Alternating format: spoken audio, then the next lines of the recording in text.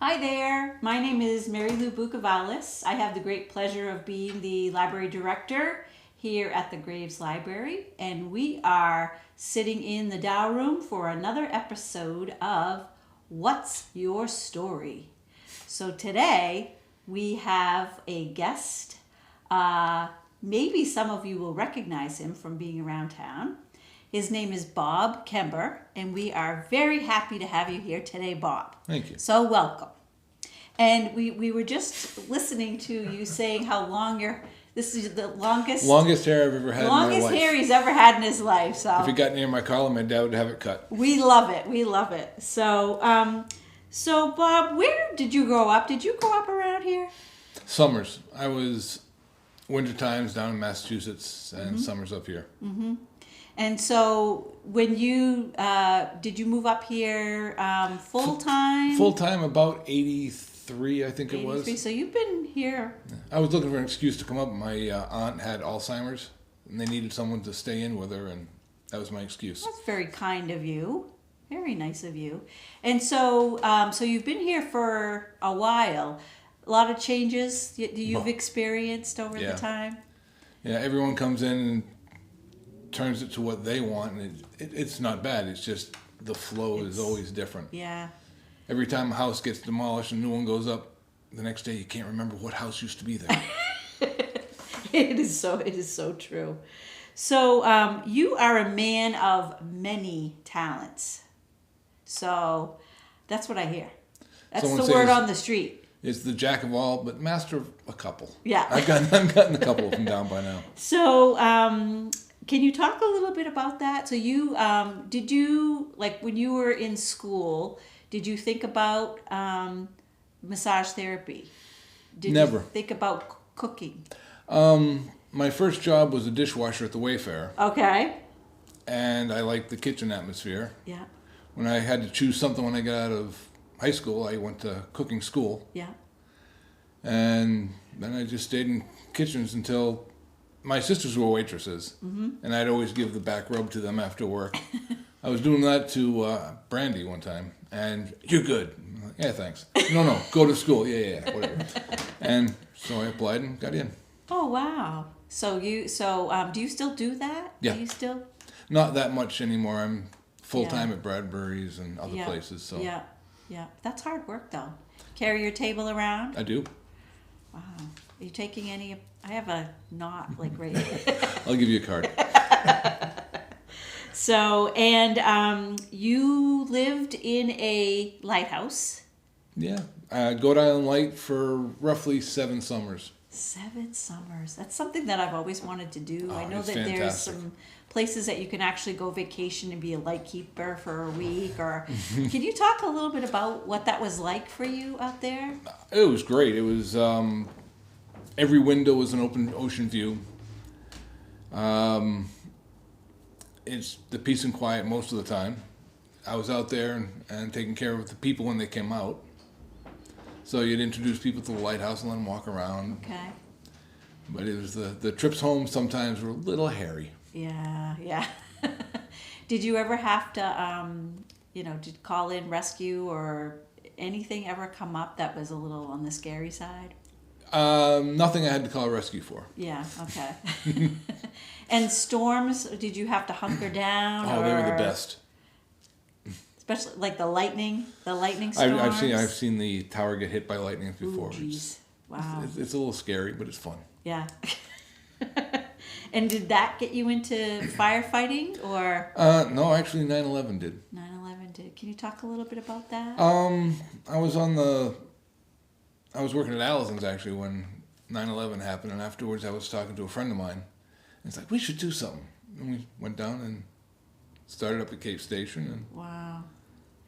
There's a lot of people that I think have had that same experience, and thankfully, we all get to benefit from your, what you experienced, what you went through, and then your volunteerism for that. And the Kennebunkport, how many people are volunteering these days for? Oh, on the books, there's probably about.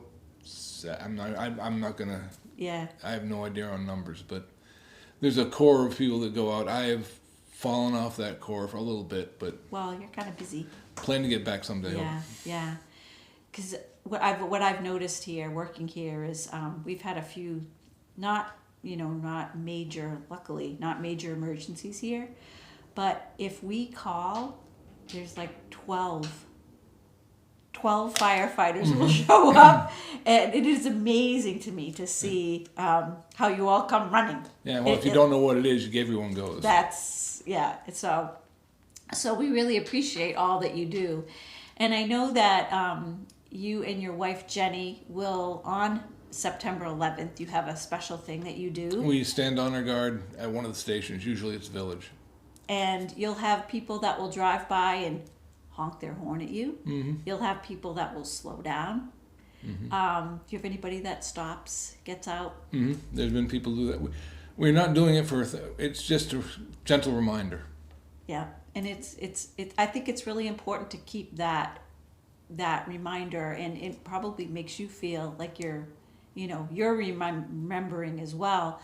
But for the rest of us on that day, it's you might not know what day it is, and I know that on my way to work sometimes if I catch you all, it's very emotional. You see the look in people's eyes when they first look at what? Oh.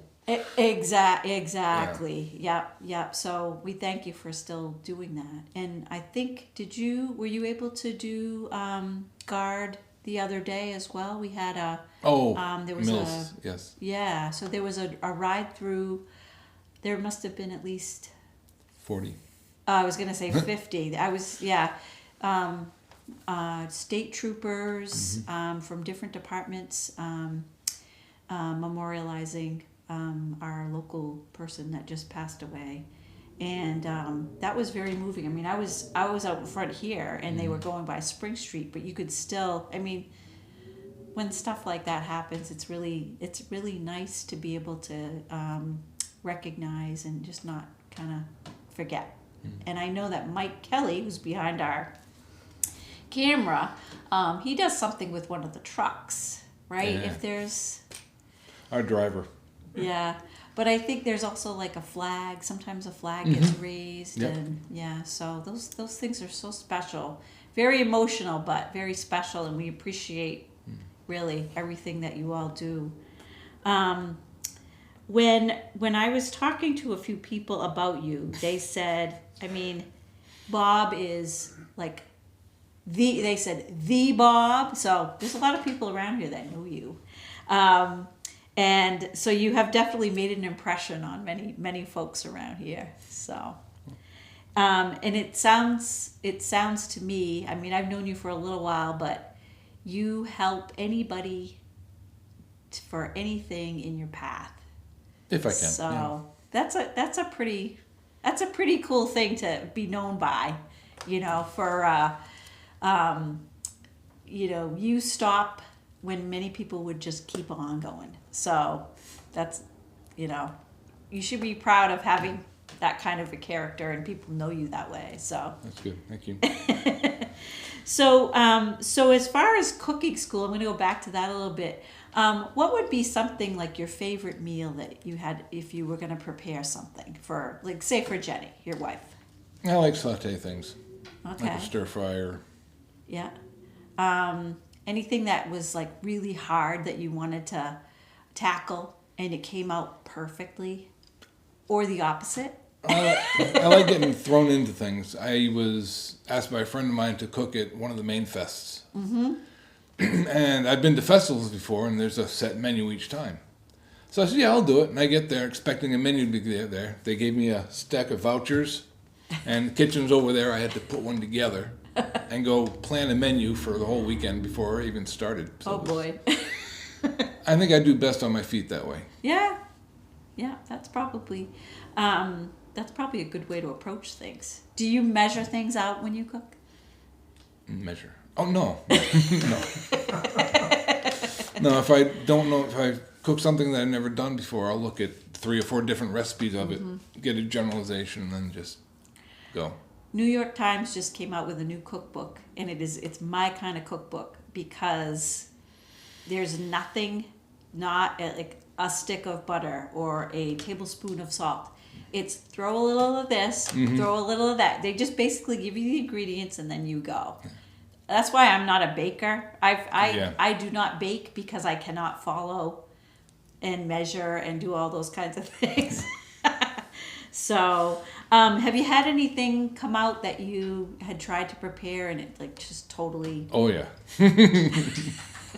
When I was living on my own, you'd do that every now and then. And when you first get out of the house, yeah, eat it anyway because you can't afford another. Yeah. Ever have to call the fire department? Not yet. Oh, good. Let's knock on wood on that one. So right now you are at Bradbury's, and where else? Hannaford's once a week. So most people will see you when you come in. You know them by not by name, but by their order. Well, right now their eyes. Exactly. That's right. But I think that's something that in this community, because everybody is pretty well connected, but it's kind of funny how you get to know them in those kinds of ways. So now you have a few animals. Yeah. So one I think just passed, and I'm Yeah, very Pippin. sorry about that. So what's your favorite? You have dogs, cats, birds? That we have now or have in the past? In the past, at any Well, time? my first dog, Shiloh, she was the best. Yeah. What kind of dog was she? And I called her a hounderman. She was half hound, half Doberman Oh, wow. mix. Yeah. But she was just perfect. Yeah.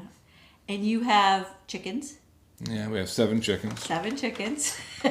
And what else do you have? You have cats? 2 cats, 1 dog, 7 chickens, and some fish. So when are you going to get a goat? Any goats in your future? No. No. It'd be kind of fun, though. Jenny, no goats. Oh, that's so funny. She asked me to just put that plug in. Yeah, okay, I figured. Just kind of plant that seed. So we do have at the end of our interview a rapid fire question sort of Okay. round. 1-word answers, whatever comes to mind. Favorite color? Blue. Favorite book?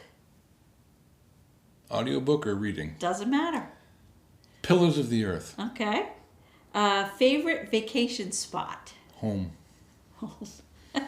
Favorite restaurant? Allison's. Allison's, okay. Favorite cocktail?